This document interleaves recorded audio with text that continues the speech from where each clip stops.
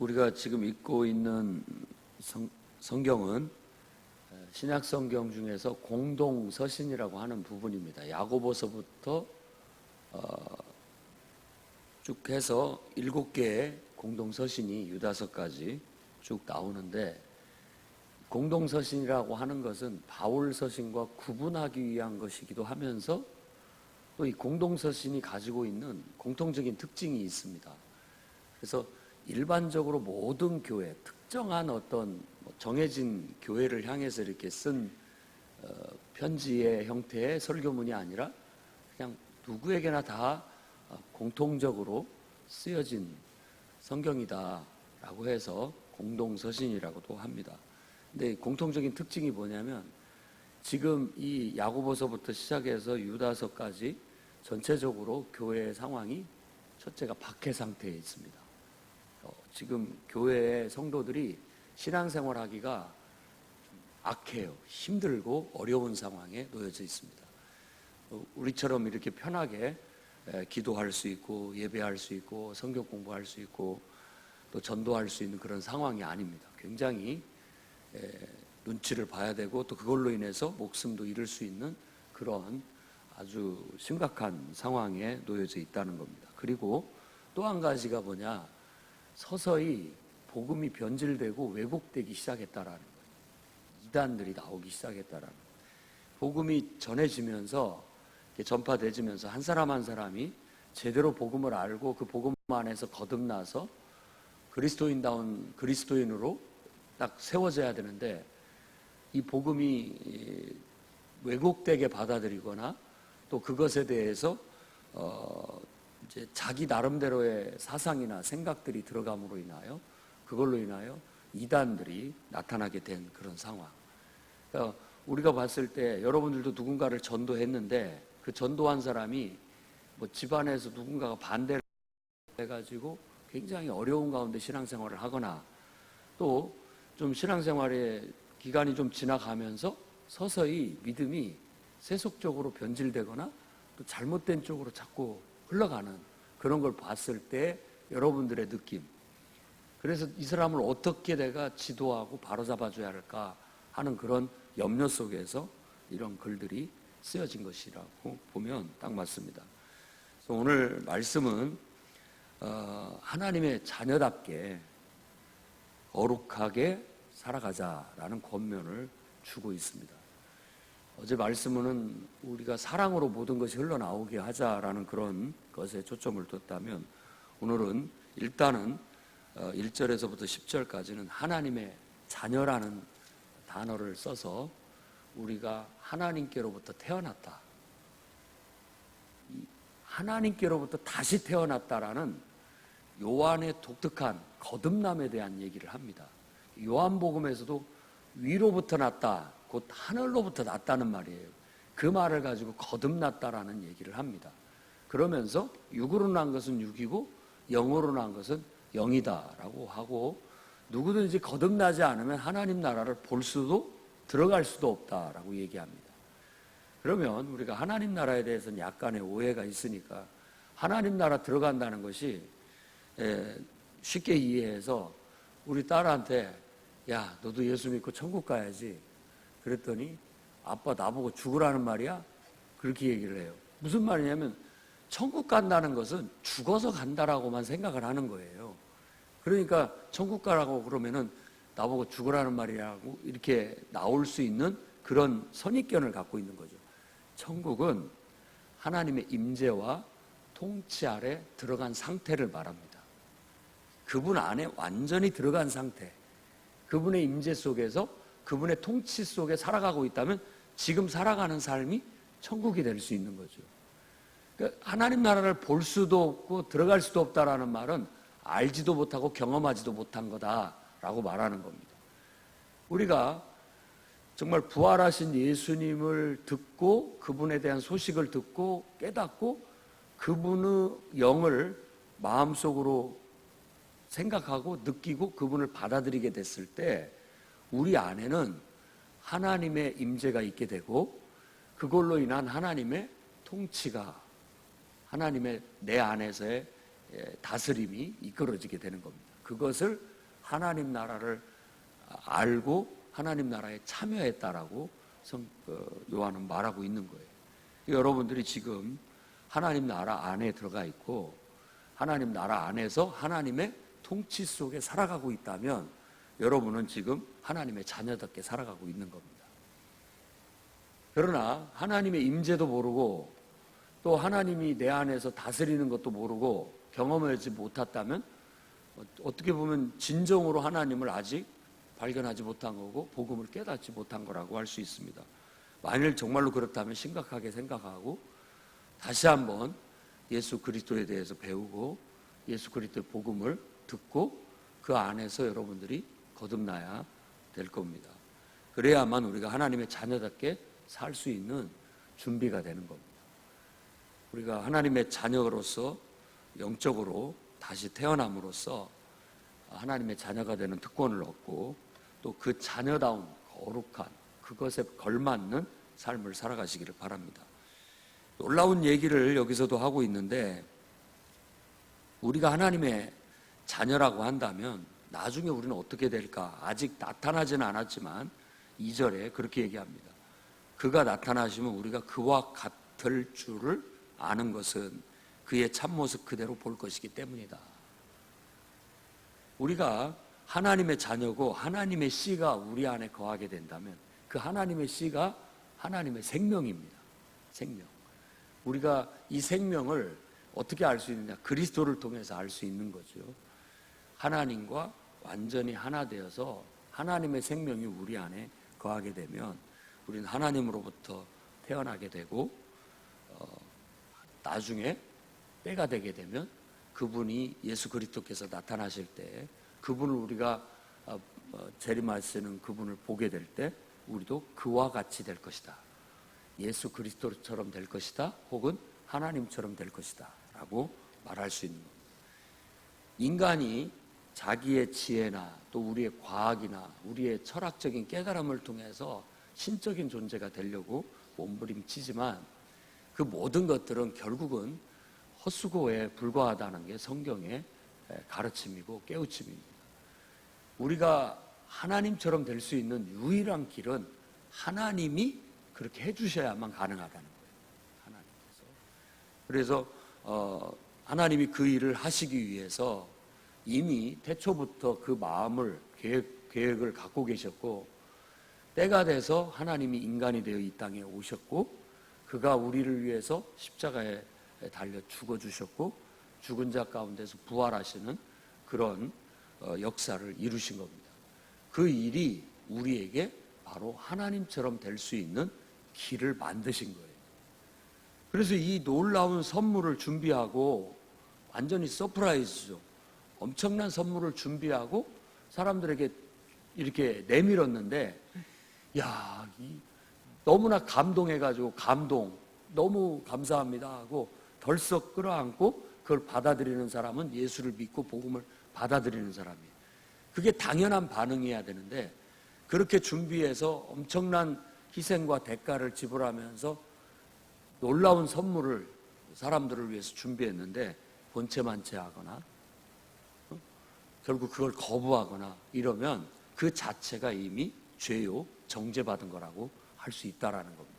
우리가 그걸 깨달으셔야 돼요. 그래서 복음을 받아들이지 않으면 이미 정죄받은 거고 복음을 받아들이면 그 모든 하나님이 준비하신 혜택이 우리에게 주어지는데 그 혜택은 최종적인 것은 바로 예수님이 부활하신 모습처럼 우리도 하나님처럼 될 것이다. 그게 우리가 얻을 유업, 곧 나중에 유산을 물려받게 된다라는 그런 표현으로 성경이 약속하고 있는 겁니다.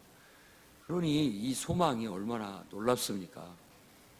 그 소망 가운데서 살아가게 되고 우리가 그 부활하신 예수님을 우리 마음속에 품고 그 하나님을 마치 내 안에 실제하시는 것처럼 느끼고 그분과 동일시되고 동화되어져서 하나가 되게 된다면 죄를 지을 수가 없다.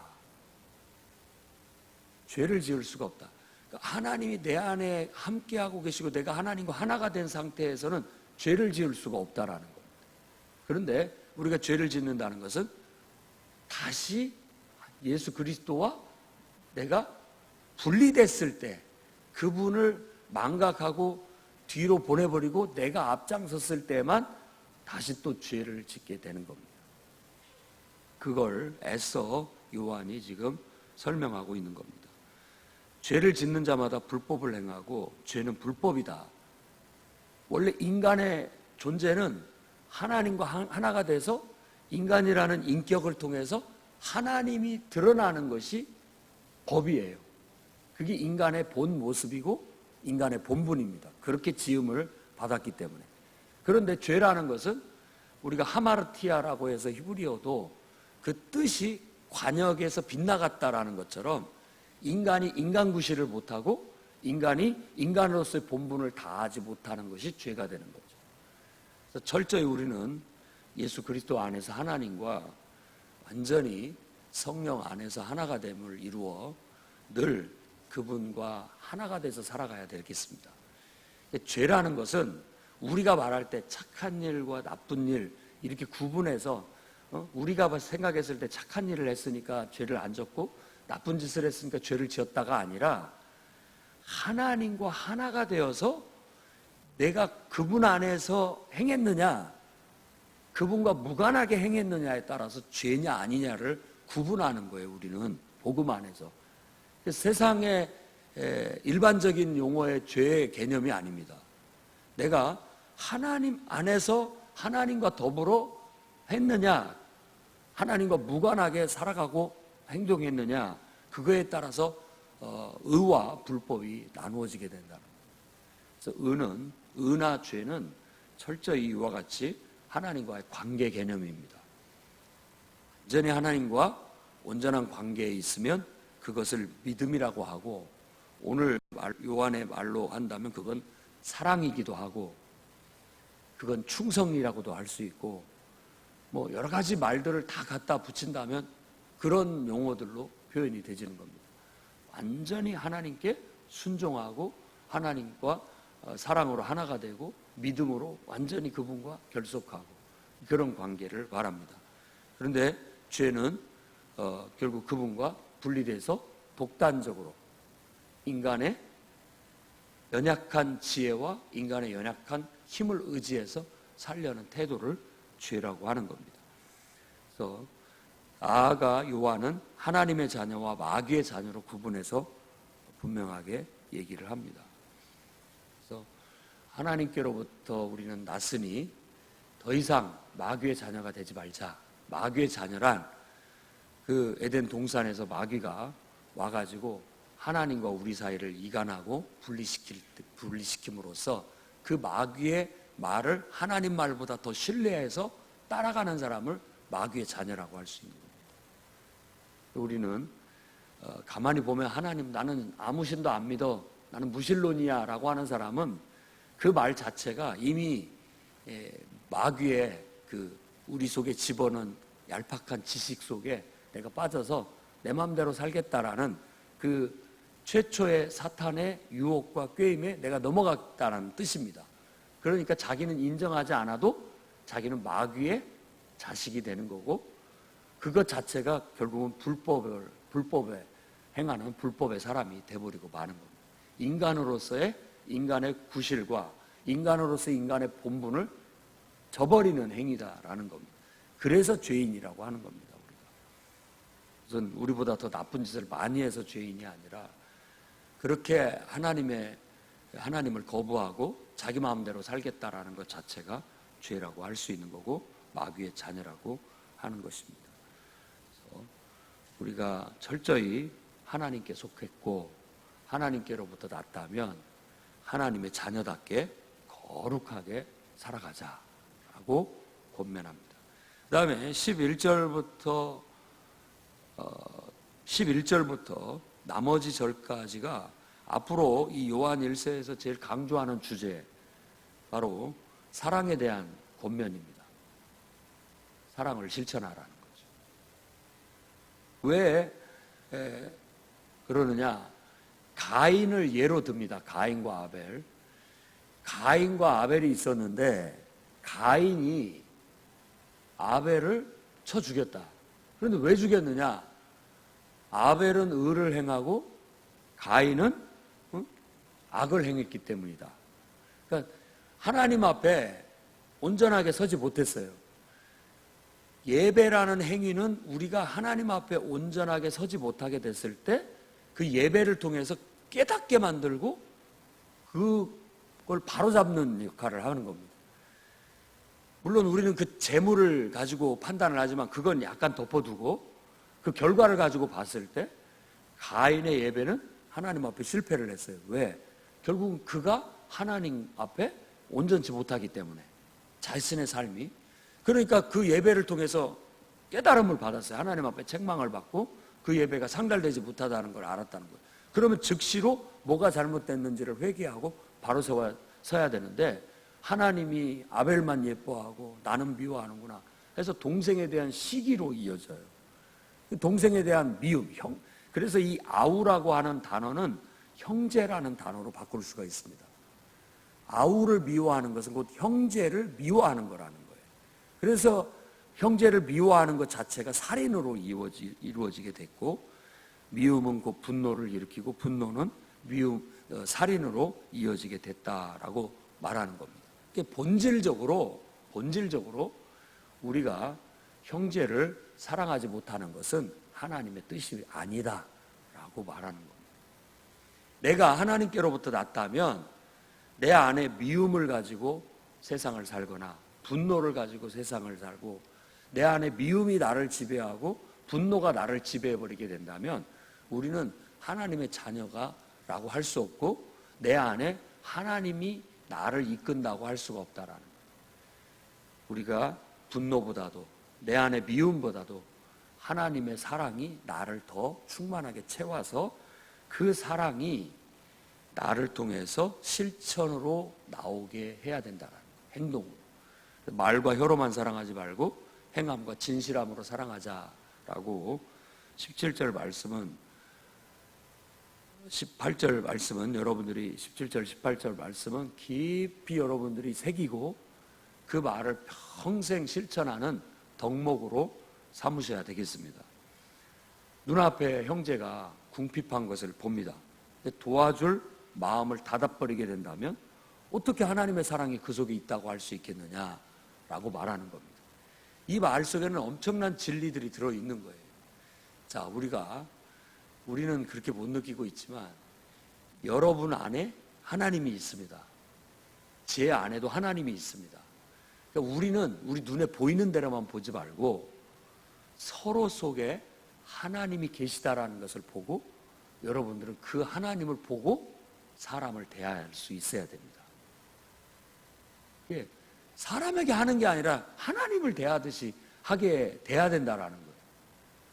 그런데 형제 속에 하나님이 계신데 내가 그를 미워한다는 것 하나님을 미워하는 거고 그에게 분노하는 건 하나님께 분노하는 것일 수가 있다라는 거예요. 다 그렇지는 않지만 그럴 수 있다라는 걸 염두에 두고 우리가 행동해야 되는 거예요. 오늘 말씀은 바로 요한이 그 점을 지적하면서 결국 어떻게 그럴 수가 있느냐, 하나님 앞에서 어떻게 그럴 수가 있느냐라고 지금 말하고 있는 거예요. 그러니 말과 혀로만 사랑하지 말고 실질적인 행동으로 누군가가 결핍되어져 있을 때 꼭 궁핍함이라고 해서 돈이 없거나 먹을 것이 없는 것만 생각하지 마시고 여러분 주위에 있는 사람이 도움이 필요할 때 언제든지 내가 할 수 있는 만큼 기꺼이 도움을 줄 수 있는 그런 사랑을 실천하는 삶을 살자는 거예요. 꼭 연탄이 없어서 못 되는 사람 꼭 연례 행사처럼 겨울만 되면 연탄 나르는 행사 봉사활동 가고 그런 거 말고 김장 담아갖고 한두 포기 갖다 줄 다 훌륭한 일입니다만은 우리는 가까운 사람들부터 우리의 주위에 가까운 사람부터 내 눈에 보이는 도움이 필요한 사람들부터 작은 도움이라도 그걸 서로 돕고 사는 실천을 통해서 하나님을 사랑하는 그 사랑이 우리 안에 있다라는 것 그리고 그 사랑 속에서 살고 있다라는 걸 보여줘야 된다라는 겁니다. 요한의 강조는 예수 그리스도의 가르침을 통해서 너희가 서로 사랑하면 내 제자인 줄 알 것이다 라고 말했습니다. 그리고 너희가 나에게 너희가 가지인데 이 가지가 나무에 딱 붙어 있으면 열매를 맺는다. 그러나 그 붙어 있지 않으면 열매를 맺지 못한다 라고 말한 것처럼 철저히 복음의 원리 속에서 그리스도 안에 연합되어서 그분의 성령의 충만함, 그 속에서 그분의 지배를 받게 된다면 당연히 우리는 열매를 맺게 된다라는 겁니다. 24절 보면 그의 계명을 지키는 자는, 이 계명은 서로 사랑하라는 계명을 말하는 겁니다.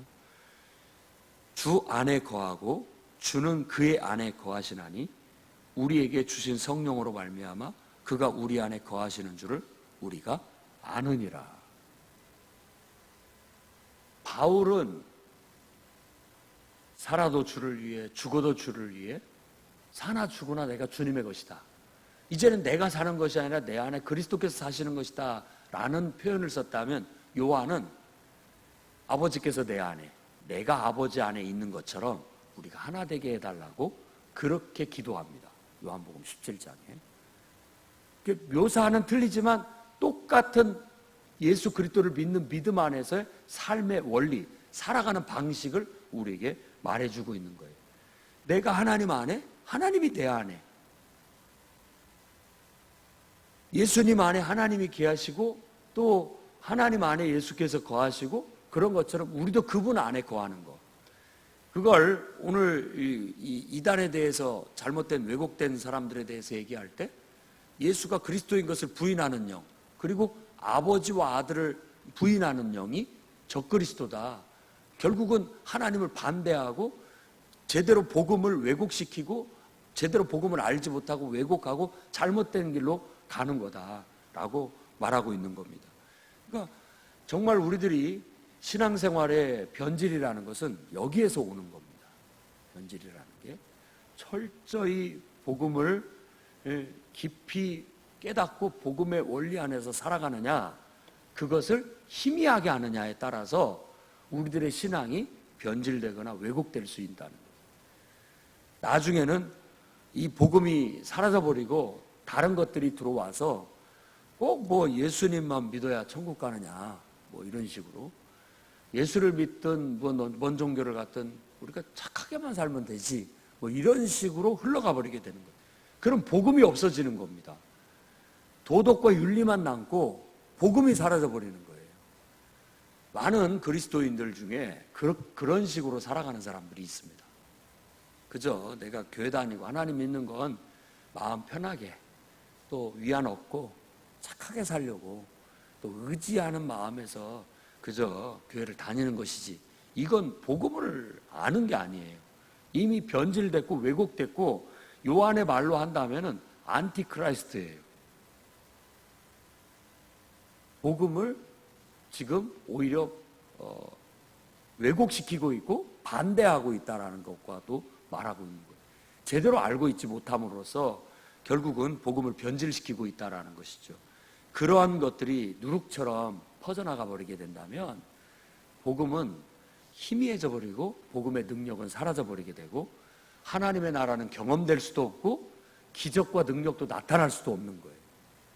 요즘 사람들이 기적과 능력은 보기를 원하지만 완전히 복음 안에서 자기 자신을 하나님께 드리고 헌신함으로 하나 되려고 하지는 않습니다.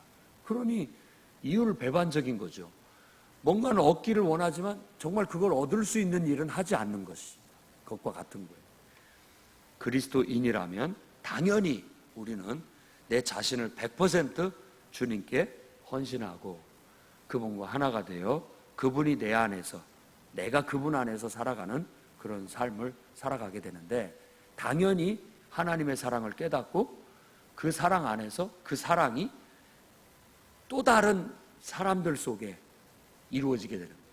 그러니까 여러분들이 사람과의 관계를 이제는 하나님 사랑 속에 다 끌어들여서 사람을 보듯 하지 말고 주님을 보듯 주님을 대하듯 그렇게 살아가시게 된다면 내가 미운 저 원수 같은 사람을 사랑해야 돼? 라는 의심할 것도 없이 그 속에 하나님이 계시다라고 믿고 그 속에 하나님께 하듯 내가 하게 된다면 온전한 사랑의 실천이 이루어질 수 있다고 믿습니다. 그러니 하나님의 자녀답게 거룩하게 살아갑시다.